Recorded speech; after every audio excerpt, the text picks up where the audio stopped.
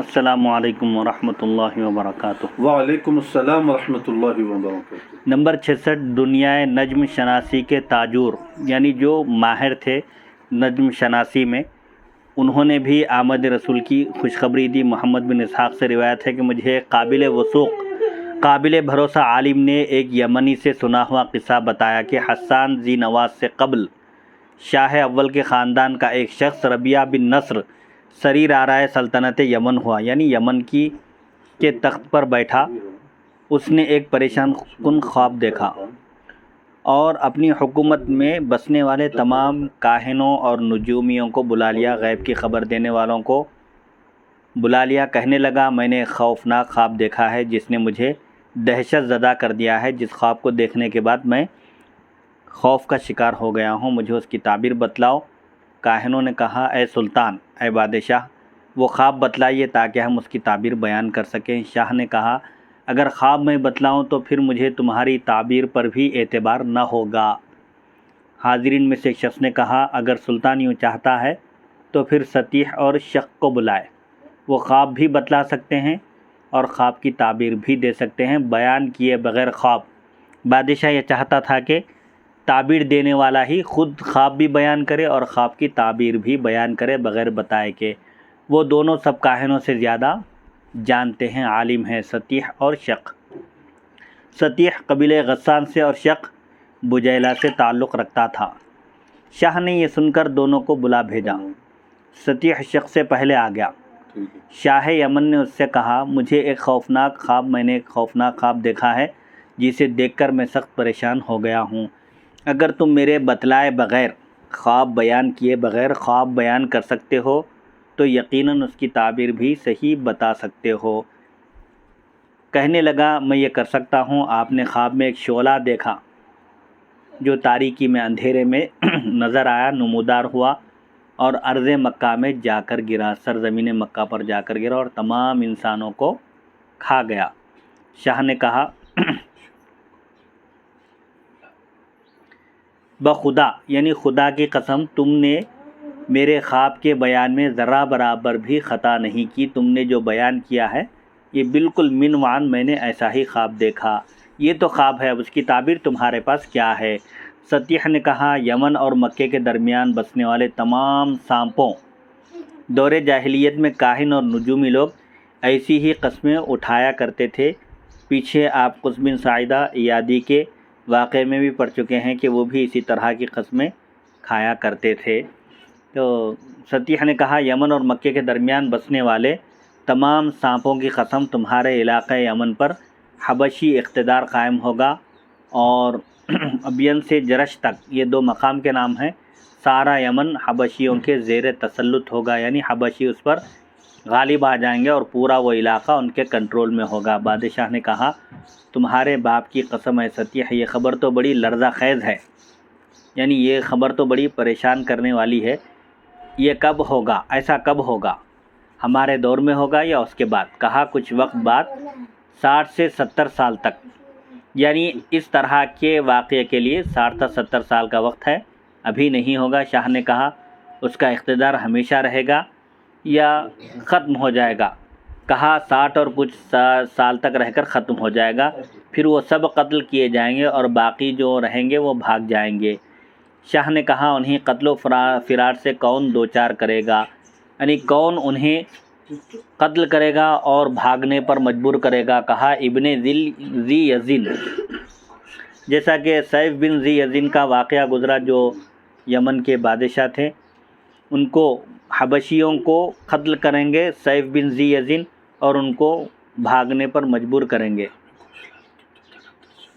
شاہ نے پھر پوچھا، یہ ابن ذی یزین جو عدن سے آئے گا اور ایک حبشی بھی یمن میں نہ چھوڑے گا۔ شاہ نے پھر پوچھا، کیا اس کی حکومت مستقل قائم رہے گی یا ختم ہو جائے گی؟ کہا، ختم ہو جائے گی۔ پوچھا، کون ختم کرے گا؟ کہا، وہ ایک نبی ہوں گے جو پاک نسب، پسندیدہ شخصیت اور وفادار انسان، ان پر اللہ کی طرف سے وحی آئے گی۔ شاہ نے پوچھا، یہ نبی کس خاندان سے ہوں گے اے سطیح؟ کہا، لؤی بن غالب بن فہر بن مالک بن نضر کی اولاد سے، یہ حضور پاک علیہ الصلوۃ والسلام کے سلسلے نسب کے اجداد ہیں پھر سطیح نے کہا اچھا بادشاہ نے پوچھا ان کی حکومت،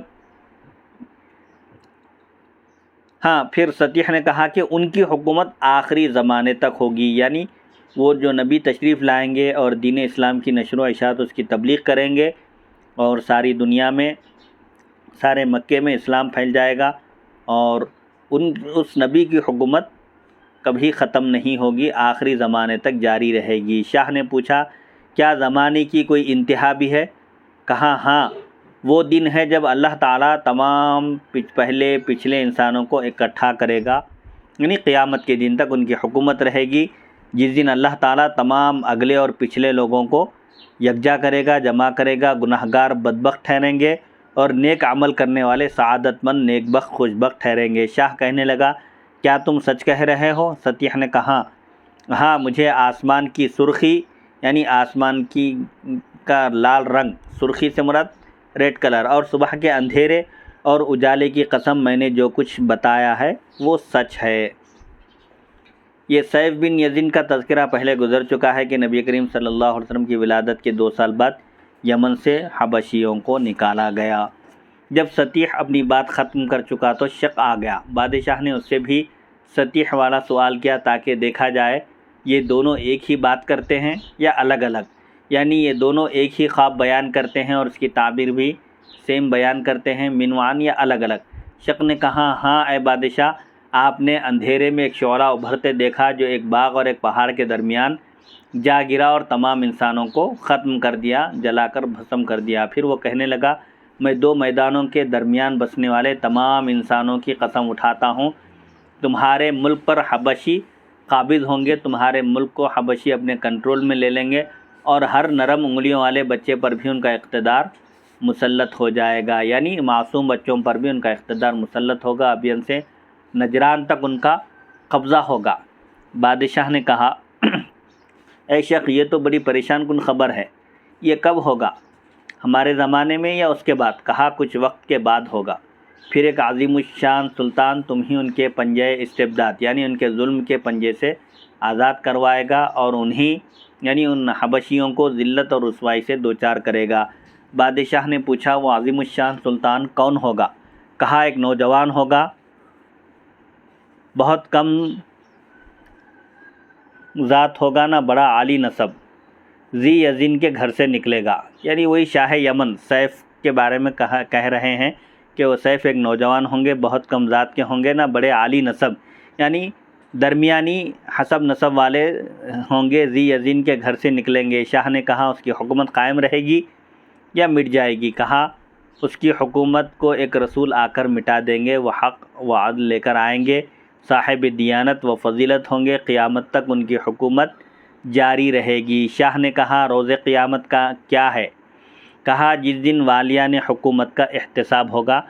قیامت کے دن سے مراد وہ دن ہے جس دن حکومت سنبھالنے والوں کا بھی حساب کتاب ہوگا، آسمان سے صدائیں آئیں گی یعنی آوازیں آئیں گی جسے زندے اور مردے سب سنیں گے، لوگ اپنے وقت مقرر پر جمع ہو جائیں گے، یعنی ایک میدان میں جب سور پھونکا جائے گا سب اپنی قبروں سے اٹھیں گے اور ایک میدان میں جمع ہوں گے اور پرہیزگاروں کے لیے کامیابی اور بھلائی ہوگی۔ بادشاہ نے کہا اے شخص تم کیا کہہ رہے ہو؟ شخص نے کہا ارض و سما اور ان کے درمیان والی ہر بلندی و پستی کے خالق کی قسم، جو کچھ میں نے بتایا ہے، جو کچھ میں نے خواب کی تعبیر دی ہے وہ سچ ہے، اس میں کوئی شک نہیں، اس میں کسی قسم کا شک و شبہ نہیں۔ شاہ یمن ربیعہ بن نصر نے سطیح اور شک کی باتیں سن کر اپنے اہل و عیال کو عراق بھیج دیا اور شاہ فارس شابور بن زرزاس کو لکھا کہ ان کی حفاظت کی جائے۔ چنانچہ شاہ فارس نے انہیں ارض حیرہ میں ٹھہرایا، حیرہ ایک مقام کا نام ہے، وہاں انہیں ٹھہرایا۔ 8ویں فصل، آپ کی والدہ حضرت آمنہ بنت وہب کا نکاح۔ نمبر 67، ابن عباس رضی اللہ عنہما اپنے والد حضرت عباس رضی اللہ عنہ سے روایت کرتے ہیں کہ ایک مرتبہ عبد المطلب نے بتایا میں سردیوں کی سیر پر یمن گیا، یعنی سردیوں کے موسم میں یمن کا سفر کیا، میں ایک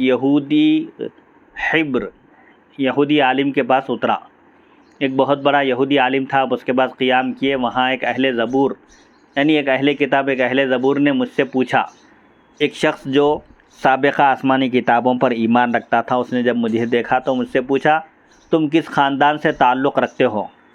میں نے کہا قریش سے۔ اس نے کہا قریش کے کس قبیلے سے؟ میں نے کہا بنو ہاشم سے۔ کہنے لگا اے عبد المطلب، اگر تم اجازت دو تو میں تمہارا جسم دیکھ سکتا ہوں؟ میں نے کہا ہاں، لیکن قابل ستر حصہ نہ ہو، یعنی جو حصہ چھپانا واجب ہے وہ نہیں دیکھ سکتے۔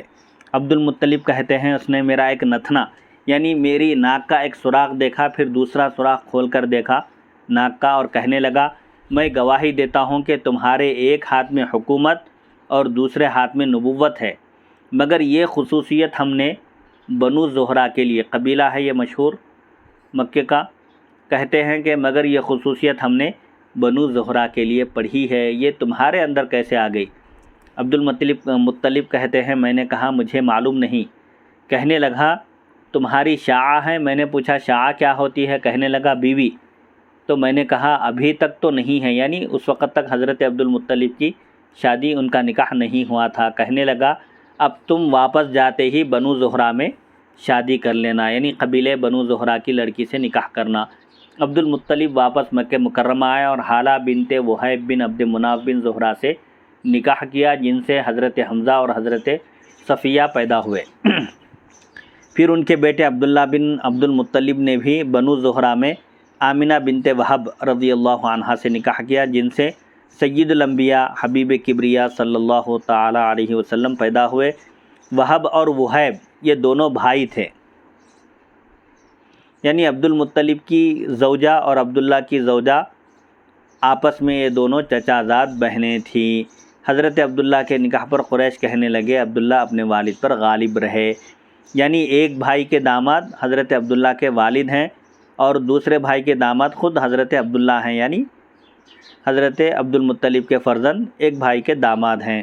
جبین حضرت عبداللہ میں نور نبوت کی ضیاء پاشیاں، حضرت عبداللہ رضی اللہ عنہ کے پیشانی مبارک میں حضور پاک علیہ السلام کا نور چمکتا تھا، جس کو دیکھ کر عرب کی خواتین، حسب نسب والی اور خوبصورت عورتیں بھی حضرت عبداللہ رضی اللہ عنہ سے نکاح کرنا چاہتی تھیں۔ نمبر 68 ام سلمہ اور عامر بن سعد اپنے والد سعد سے روایت کرتے ہیں کہ نبی کریم صلی اللہ علیہ وسلم کے والد حضرت عبداللہ اپنا مکان تعمیر کر رہے تھے، آپ ادھر سے واپس آئے، چہرے پر گرد و غبار تھا تعمیر کی وجہ سے۔ یمنی قبیلہ بنو خثام کی ایک عورت کے پاس سے آپ کا گزر ہوا۔ بنو خثام ایک مشہور قبیلہ ہے یمن کا، ایک عورت کے پاس سے گزرے، اور روایت عامر بن سعد میں ہے۔ عامر بن سعد کی جو روایت ہے اس میں اس خاتون کے نام کی صراحت ہے۔ اس خاتون کا نام تھا لیلہ عدویہ، عدی قبیلے کی تھی یہ، لیلہ عدویہ پر آپ کے پاس سے آپ کا گزر ہوا۔ اس نے آپ کی دونوں آنکھوں کے درمیان نور دیکھا، یعنی آپ کی دونوں آنکھوں کے درمیان پیشانی پر نور نبوت دیکھا، حضور پاک علیہ السلام کا نور دیکھا، تو آپ سے آپ کو جنسی خواہش کی تکمیل کی دعوت دی اور کہا اگر آپ میری خواہش پوری کر دیں تو میں آپ کو 100 اونٹ دوں گی۔ تو آپ نے کہا مجھے ابھی غسل کرنا ہے، اس کے بعد میں تیری بات سنوں گا۔ یہ الفاظ حضرت عبداللہ رضی اللہ تعالیٰ عنہ کی طرف سے صاف انکار کا مفہوم رکھتے ہیں، یعنی حضور پاک علیہ السلام کے والد کو اللہ تعالیٰ نے برائی سے، بے حیائی سے محفوظ رکھا تھا۔ آپ کی اس وقت تک شادی نہیں ہوئی تھی، ایک خاتون نے آپ کو برائی کی دعوت دی تو آپ نے اس کی دعوت قبول نہیں کی۔ اس کے بعد حضرت عبداللہ رضی اللہ عنہ اپنی زوجہ آمنہ بنت وہب کے پاس گئے اور ان سے مباشرت فرمائی، صحبت کی، اور اس طرح حضرت آمنہ کے دامان امانت میں سید الانبیاء صلی اللہ علیہ وسلم کا پاکیزہ و مبارک جوہر ولادت جلوہ گر ہو گیا، یعنی حضور پاک علیہ السلام حضرت عبداللہ کی پیشانی سے منتقل ہو کر حضرت آمنہ رضی اللہ عنہا کے شکم مبارک میں آ گئے۔ بعد ازاں حضرت عبداللہ کا اس خثامی عورت کے پاس سے، اور بقول عامر بن سعد کی روایت کے مطابق لیلہ عدویہ کے پاس سے دوبارہ آپ کا گزر ہوا، جبکہ آپ کی پیشانی مبارک سے نور نبوت منتقل ہو چکا تھا۔ اس کے بعد جب آپ کا گزر ہوا تو آپ فرمانے لگے، اس عورت سے پوچھنے لگے کیا ابھی تیری خواہش باقی ہے؟ تو کہنے لگی اے عبداللہ نہیں۔ فرمایا کیوں؟ کہنے لگی اس لیے کہ جب آپ پہلی مرتبہ میرے پاس سے گزرے تھے اس وقت آپ کی دونوں آنکھوں کے درمیان نور نبوت چمک رہا تھا، آپ کی پیشانی مبارک میں نور محمد صلی اللہ علیہ وسلم جلوہ گر تھا۔ اب جو آپ واپس آئے ہیں تو وہ نور آمنہ بنت وہب نے آپ سے لے لیا ہے، یعنی وہ نور مبارک منتقل ہو چکا ہے۔ نمبر 69، سعد بن ابی وقاص رضی اللہ عنہ فرماتے ہیں ہم سب خلق خدا سے زیادہ صاحب برکت اور کثیر الاولاد ہیں۔ حضرت عبداللہ بن عبد المطلب ایک دن پیادہ یعنی پیدل نکلے اور وادی بطحا میں جا بیٹھے۔ وہاں لیلہ عدویہ نے انہیں دیکھا، حضرت عبداللہ کو دیکھا تو اپنی طرف بلایا۔ حضرت عبداللہ نے فرمایا میں پھر کبھی آؤں گا۔ یہ کہہ کر آپ سیدھے اپنی زوجہ آمنہ بنت وہب کے پاس تشریف لے گئے اور ان سے صحبت فرمائی۔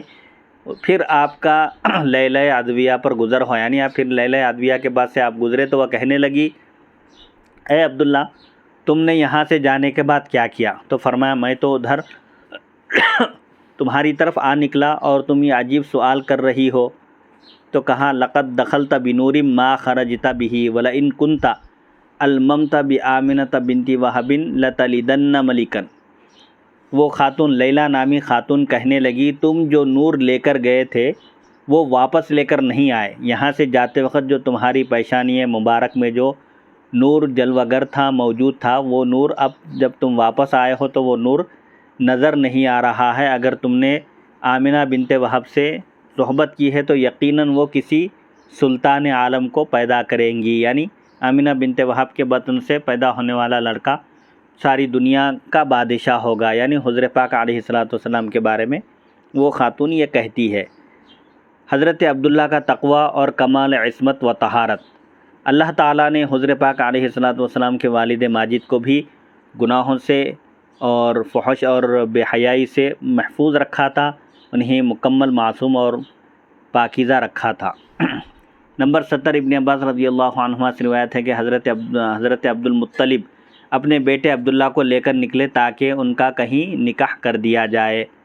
آپ کا تبالہ یا ایک یمنی شہر ہے، آپ کا تبالہ کی ایک یہودی کاہنہ عورت کے پاس سے گزر ہوا جسے فاطمہ بنت خثعمیہ کہتے تھے۔ اس نے رخ عبداللہ میں یعنی حضرت عبداللہ کے چہرے پر نور نبوت چمکتا دیکھا تو کہنے لگی اے نوجوان اگر تم ابھی مجھ سے صحبت کرو گے تو میں تمہیں 100 اونٹ دوں گی۔ حضرت عبداللہ نے فرمایا اما الحرام فالممات دونہ والحل لا استبینہ فکیف لی الامر الذی تبغینہ۔ البتہ حرام تو اس سے دور رہنے کے لیے موت بھی قبول کی جا سکتی ہے، یعنی نکاح کے بغیر تمہارے پاس آنا میرا یہ حرام ہے، میں اس حرام کام کو کرنے کے بجائے موت کو قبول کرنا بہتر سمجھتا ہوں۔ اب رہا حلال کام تو وہ یہاں تمہارے پاس نہیں ہے کہ میں اس کی تم سے جستجو کروں، تو پھر تو میں تمہاری خواہش کیسے پوری کر سکتا ہوں؟ یعنی حضرت عبداللہ رضی اللہ عنہ کو گناہ کی دعوت دی گئی تو آپ نے صاف انکار کر دیا، کیونکہ اللہ تعالیٰ نے آپ کی حفاظت فرمائی، آپ کو معصوم رکھا، اور فحش سے بے حیائی سے اللہ نے آپ کی حفاظت فرمائی۔ اس خاتون نے آپ کو دعوت دی تو آپ نے اس کو ٹھکرا دیا۔ پھر آپ اپنے والد ماجد کے ساتھ آگے بڑھے، انہوں نے آپ کا نکاح آمنہ بنت وہب سے کر دیا۔ آپ اپنی زوجہ کے پاس 3 دن قیام کیے، پھر اسی فاطمہ خثعمیہ کے پاس سے آپ کا گزر ہوا۔ آپ کا نکاح ہونے کے بعد تو وہ کہنے لگی اے نوجوان تم نے میرے بعد کیا کیا؟ یہاں سے جب تم جا رہے تھے، یہاں سے جانے کے بعد تم نے کیا کیا؟ تو فرمایا میرے والد نے آمنہ بنت وہب سے میری شادی کر دی، میرا نکاح کر دیا اور میں وہاں 3 دن مقیم رہا۔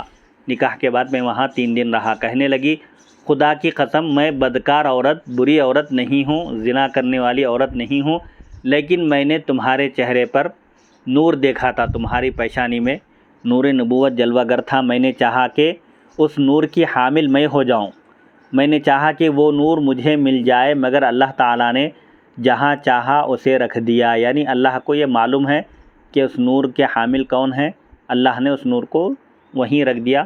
پھر وہ خاتون کہنے لگی انی رأیت حقیلۃ لمعت فتلألأت بحناتم القطر فلمائها نور یضیء به ما حولہ کاضاءۃ البدر ورجوته فخرا ابوء به ما كل قادح زنده یوری للہ ما ظہریۃ سلبت صوبئی کی مستلبت وما تدری۔ ترجمہ ہے نشار کا، میں نے ایک بجلی چمکتی دیکھی، یعنی نور اور روشنی چمکتی دیکھی جس نے سیاہ بادلوں کو بھی جگمگا دیا تھا، کالے بادل بھی جس سے روشن ہو گئے، جگمگا اٹھے۔ اس بجلی میں وہ نور تھا جو اپنے ماحول کو ماہ کامل کی طرح روشن کر رہا تھا۔ اس بجلی میں ایک نور تھا جو اپنے اطراف و اکناف کو جس طرح 14ویں کا چاند روشنی بکھیرتا ہے عالم میں، اس طرح وہ روشن کر رہا تھا۔ میں نے اسے حاصل کرنا چاہا تاکہ میں اس پر فخر کروں، یعنی اس نور کو حاصل کرنے کی میری تمنا اس لیے تھی تاکہ میں اس نور پر فخر کروں، مگر ہر پتھر رگڑنے والا آگ نہیں پیدا کر سکتا، یعنی یہ ہر ایک کی قسم کے حصے میں نہیں آ سکتی یہ سعادت۔ این سعادت بزور بازو نیست، جیسا کہ فارسی میں ایک شعر ہے کہ یہ سعادت طاقت کے بلبوتے پر حاصل نہیں کی جا سکتی، جب تک کہ اللہ تعالیٰ نہ بخشے نہ عطا کرے اس وقت تک کوئی فضیلت کوئی کمال حاصل نہیں ہو سکتا۔ مگر اس ظہری عورت یعنی حضرت آمنہ رضی اللہ عنہا کی عظمت اللہ تعالیٰ ہی کی عطا ہے، جس نے اے عبداللہ تمہارے دونوں کپڑے یعنی نبوت اور حکومت کے لیے اس نے کیا لے لیا وہ کیا جانے، یعنی حضرت آمنہ رضی اللہ عنہا کے شکم مبارک میں جو مبارک مولود ہیں، جو تشریف لا چکے ہیں، جو مولود، ان کا کیا مقام و مرتبہ ہے حضرت آمنہ رضی اللہ عنہا کو بھی نہیں معلوم کہ وہ سید الانبیاء صلی اللہ علیہ وسلم ان کے شکم مبارک میں ہیں۔ اور جناب عبداللہ والد سید الانبیاء کی شان کے لائق بھی یہی عفت و عصمت ہے، کیونکہ نبی کریم صلی اللہ علیہ وسلم کے ارشادات پیچھے حدیث نمبر 12 سے نمبر 15 تک میں گزر چکے ہیں، جن کا خلاصہ یہ ہے کہ آپ فرماتے ہیں مجھے اللہ تعالیٰ نے ہمیشہ پاک پشتوں سے پاک رحموں کی طرف منتقل کرتا رہا، یعنی حضور پاک علیہ السلام کے آبا و اجداد فحش سے، برائی سے، زنا سے محفوظ تھے، اللہ تعالیٰ ان سب کو پاکیزہ بنایا۔ تو ان ارشادات کی روشنی میں حضرت عبداللہ کے خیالات ایسے ہی پاکیزہ ہونے چاہیے تھے۔ مجھے بتلایا جائے کہ جس مرد کو ایک حسین عورت اور دولت مند عورت گناہ کی دعوت دے اور یہ بھی کہے کہ تجھے اس کے بدلے میں 100 اونٹ مل جائیں گے، لیکن وہ غریب مگر غیرت مند مرد اپنی طہارت، اپنی عصمت، اپنی پاک دامنی کو محفوظ رکھنے کے لیے اس کی دولت کو ٹھکرا دے، اس سے بڑا پاک باز متقی اور خوف خدا کا حامل اور کون ہو سکتا ہے۔ اعلیٰ حضرت امام احمد رضا خان صاحب رحمۃ اللہ علیہ نے فرمایا لم یاتی نظیروں کا فی نظرن مثل تو نشد پیدا جانا، جگ راج کو تاج تورے سرسو تجھی کو شہ دوسرا جانا، یعنی حضور پاک علیہ السلام کی نظیر آپ کا مثل پایا جانا ممکن نہیں ہے، کیونکہ آپ کے جیسا آج تک دنیا میں کوئی مولود، کوئی لڑکا تولد نہیں ہوا ہے۔ آپ کی شان نرالی ہے اور سارے عالم میں آپ کی حکومت ہے اور آپ ساری مخلوق کے سردار ہیں۔ اور نمبر 2 ایک حاشیہ ہے یہاں پر، یعنی اس عورت نے تم سے وہ لڑکا حاصل کر لیا، یعنی حضرت آمنہ بنت وہب رضی اللہ عنہا سے نکاح ہوا حضرت عبداللہ کا، اور وہ جب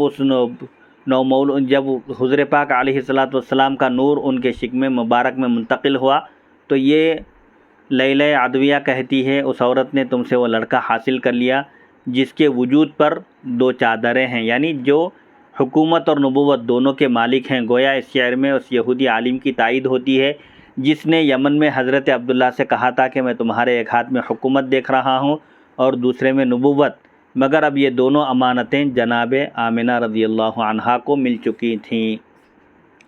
9ویں فصل، شب ولادت رسول صلی اللہ علیہ وسلم میں ظاہر ہونے والے دلائل النبوہ، یعنی نبوت کی نشانیاں، ستارے، کئی نشانیاں حضور پاک علیہ السلام کی ولادت کے شب ظاہر ہوئیں، جن میں سے ایک نشانی یہ تھی کہ آسمان کے ستارے بالکل زمین کی طرف جھک گئے تھے۔ راویہ کا بیان ہے ایسا معلوم ہوتا تھا کہ اب وہ ستارے زمین پر چھت پر گر پڑیں گے، ستارے اس شب جھک گئے تھے۔ قالت فجعلت انظر الى النجوم تدلى حتى قلت لتقعن علي فلما وضعت خرج منها نور اضاء له البيت اضاء له البیت والدار حتی جعلت لا ارى الا نورا۔ عثمان بن ابی العاص رضی اللہ عنہما سے روایت ہے، فرماتے ہیں مجھے میری والدہ نے بتلایا کہ وہ نبی کریم صلی اللہ علیہ وسلم کی والدہ حضرت آمنہ کے پاس موجود تھیں جب ان پر ولادت کا وقت شروع ہوا۔ جب حضور پاک علیہ السلام کی ولادت باسعادت مبارک پیدائش کا وقت شروع ہوا تو اس وقت عثمان بن ابی العاص رضی اللہ عنہ کی والدہ وہاں موجود تھیں۔ وہ کہتی ہیں میں دیکھ رہی تھی کہ ستارے جھکنے لگے، یعنی آسمان کے ستارے اس قدر جھک گئے یہاں تک کہ مجھے گمان ہونے لگا، ایسا محسوس ہونے لگا کہ یہ ستارے مجھ پر آ کر گر جائیں گے۔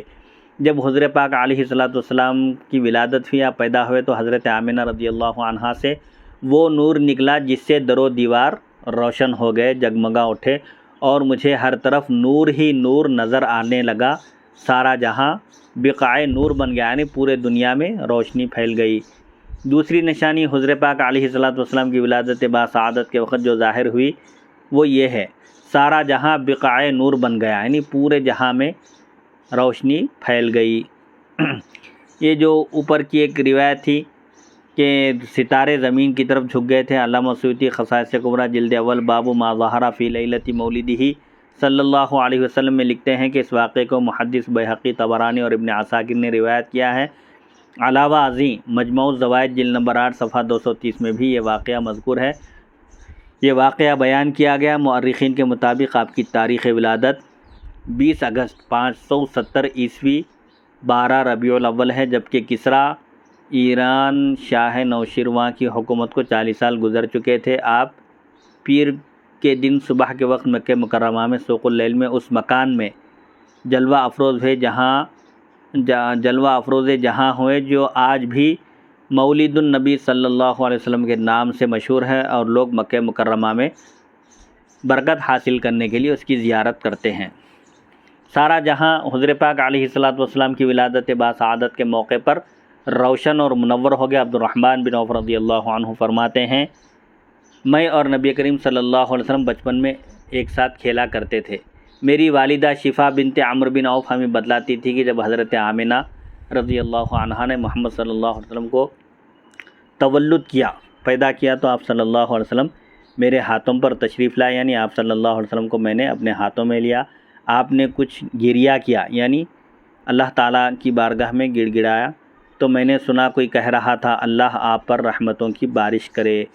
شفا کہتی ہیں فَأَضَاءَ لِي مَا بَيْنَ الْمَشْرِقِ وَالْمَغْرِبِ حَتَّى نَظَرْتُ إِلَى بَعْضِ قُصُورِ الشَّامِ۔ حضور پاک علیہ السلام کی ولادت باسعادت کے موقع پر اس وقت مجھ پر مشرق سے مغرب تک سارا جہاں روشن ہو گیا، اور میں نے شام کے بعض محلات دیکھ لیے، یعنی شام کے محلات بھی آپ کو اس روشنی میں نظر آنے لگے۔ پھر میں نے آپ کو لباس پہنایا اور بستر پر لٹا دیا۔ کچھ ہی لمحوں بعد مجھ پر تاریکی اور رعب و خوف طاری ہوا، یعنی میرے اوپر ایک خوف طاری ہوا اور اندھیرا چھا گیا۔ پھر میری دائیں طرف روشنی ہوئی، میں نے سنا کوئی پوچھ رہا تھا تم انہیں کہاں لے گئے تھے؟ جواب دینے والے نے کہا میں انہیں مغرب میں لے گیا تھا۔ فرماتی ہیں پھر مجھ پر بائیں طرف سے تاریکی اور رعب طاری ہوا، پھر روشنی ہوئی اور میں نے کسی کی آواز سنی۔ آواز دینے والے پوچھ رہے تھے تم انہیں کہاں لے گئے تھے؟ تو کہا مشرق میں لے گیا تھا، اب ان کا ذکر وہاں سے کبھی ختم نہیں ہوگا۔ فرماتی ہیں یہ واقعہ ہمیشہ میرے دل میں تازہ رہا، یہاں تک کہ اللہ تعالیٰ نے آپ کو رسول بنا کر مبعوث فرمایا، بھیجا تو سب سے پہلے اسلام لانے والوں میں سے میں تھی، یعنی حضرت شفا بنت عمرو بن عوف کہتی ہیں، جو حضرت عبد الرحمن بن عوف عشرہ مبشرہ میں سے ایک ہیں، ان کی والدہ ہیں۔ وہ سب سے پہلے حضور پاک علیہ السلام نے جب نبوت کا اعلان فرمایا تو فوراً مسلمان ہو گئیں۔ حضرت آمنہ رضی اللہ عنہا کے سرحانے نبی کریم علیہ السلام کے لیے قدرت کا تعویذ موجود تھا۔ یہ تیسری نشانی ہے جو حضور پاک علیہ السلام کے دنیا میں تشریف لانے کے بعد آپ کے سرحانے ایک قدرتی تعویذ تھا جس کے ذریعے آپ کی حفاظت کی گئی۔ نمبر 72 ابن بریدہ اپنے والد سے روایت کرتے ہیں کہ نبی کریم صلی اللہ علیہ وسلم کی والدہ آمنہ بنت وہاب نے خواب میں دیکھا کہ کوئی انہیں کہہ رہا ہے تم سب مخلوق خدا سے بہتر اور تمام جہانوں کے سردار کی ماں بننے والی ہو۔ فَإِذَا وَلَدتِّهِ فَسُمِّيهِ مُحَمَّدًا وَأَحْمَدًا، لہذا جب تم انہیں تولد کرو تو ان کا نام محمد اور احمد صلی اللہ علیہ وسلم رکھنا اور ان کے گلے میں یہ تعویذ ڈال دینا۔ جب حضرت آمنہ رضی اللہ عنہا خواب سے بیدار ہوئیں تو اپنے سر کے قریب سنہری حروف سے لکھی ہوئی یہ تحریر موجود پائی: اعیذ بالواحد من شر کل حاسد وکل خلق رائد من قائم وقاعد عن السبیل عائد علی الفساد جاہد من نافث او عاقد وکل خلق طارد یأخذ بالمراصد فی طرق العوارد فی طرق الموارد۔ ترجمہ: میں پناہ مانگتا ہوں وحدہ لا شریک کی ہر حاسد کے شر سے، ہر بھٹکی ہوئی مخلوق سے، چاہے وہ کھڑی ہو یا بیٹھی ہوئی ہو، جو سیدھی راہ سے ہٹی ہوئی ہے اور فساد کے لیے کوشاں ہے، میں اس سے بھی اللہ کی پناہ میں آتا ہوں۔ اور میں پناہ مانگتا ہوں ہر پھونکنے یعنی جھاڑ پھونک کرنے والے اور گرہ لگانے والے سے، جو جادو کرتے ہیں اور جھاڑ پھونک کر کے غیر قرآنی آیات سے ہٹ کر جو غیر شرعی تعویذ کرتے ہیں یا جھاڑ پھونک کرتے ہیں، ان سے بھی میں اللہ کی پناہ میں آتا ہوں۔ اور مردود مخلوق سے جو لوگوں کی گزرگاہوں پر گھات لگائے بیٹھتی ہے، یعنی شیاطین کے شر سے بھی میں اللہ کی پناہ میں آتا ہوں۔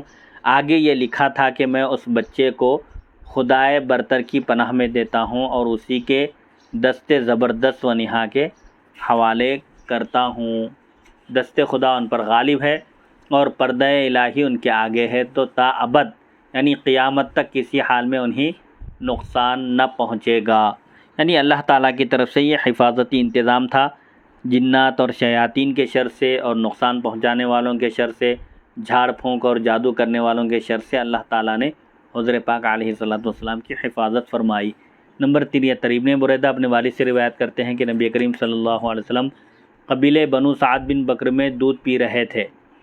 عرب کا جو طریقہ تھا کہ بچپن میں بچوں کو دایا کے حوالے کرتے تھے اور گاؤں کی آب و ہوا میں فضا میں رکھ کر ان کی پرورش کی جاتی تھی تاکہ ان کی نشو و نما اچھی ہو اور ان کی صحت پر اچھا اثر پڑے۔ چنانچہ حضرت حلیمہ سعدیہ رضی اللہ عنہا جو حضرت پاک علیہ السلام کی رضاعی ماں ہیں، حضرت حلیمہ سعدیہ رضی اللہ عنہا کے پاس آپ زیر پرورش تھے۔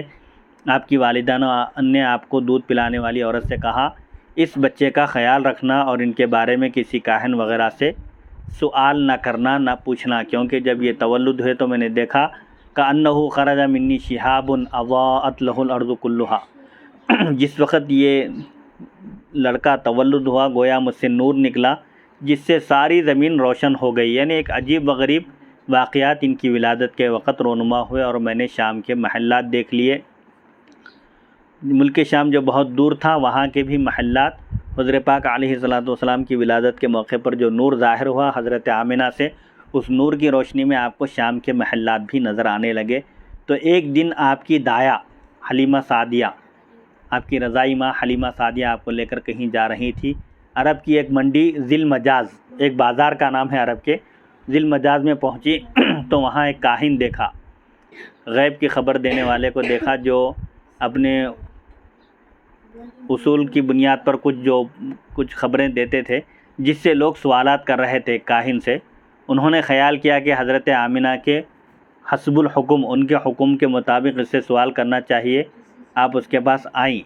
جب کاہن نے نبی کریم علیہ السلام کو دیکھا تو آپ کے دونوں بازو پکڑ لیے اور بولا، اے قوم، اس بچے کو قتل کر دو، قتل کر دو قوم، اور اے قوم اسے مار دو، اسے مار دو، یعنی 2 مرتبہ اس نے کہا۔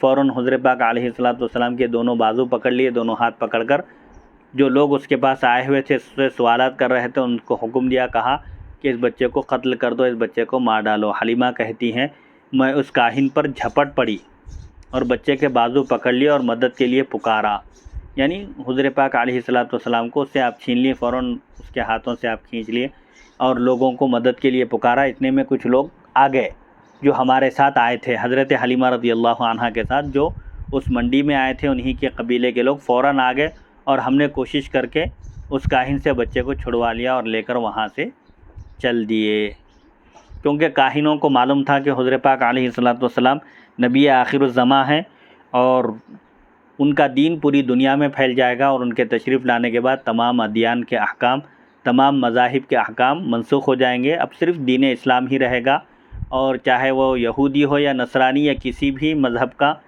پیروکار ہو اس کو اسلام قبول کرنے کے سوا کوئی چارہ نہیں ہوگا، نجات بھی اسلام قبول کرنے پر ہی ملے گی۔ اگلی نشست واقعہ نمبر فوری شروع کریں۔ واقعہ نمبر 74 سے انشاءاللہ اگلی نشست کا آغاز ہوگا۔